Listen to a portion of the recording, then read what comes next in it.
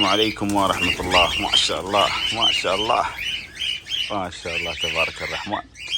شوف الطيور ما شاء الله.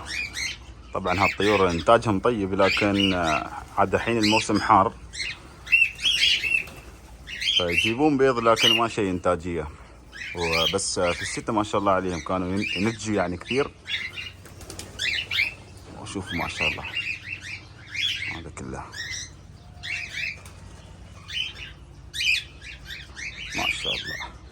والله خاطري امسك واحد منهم ما يمسك.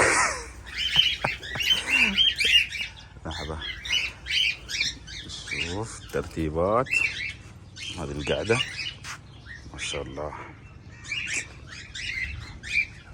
شيء الطيور الثانية بعد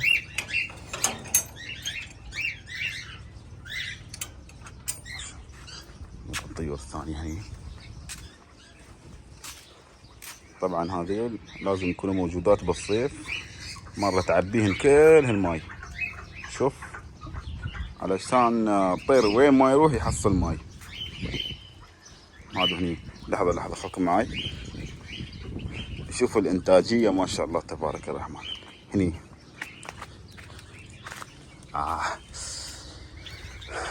لحظة شوف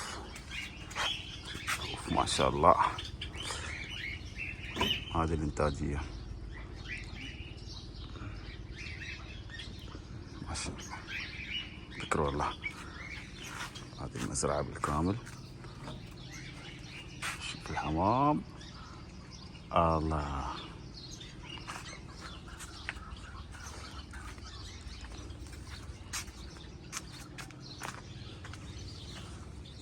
هذا القفص ترتيب.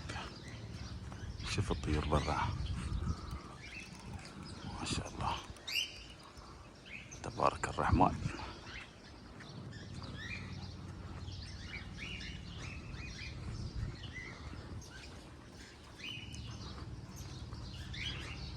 ما شاء الله الأجواء خرافية.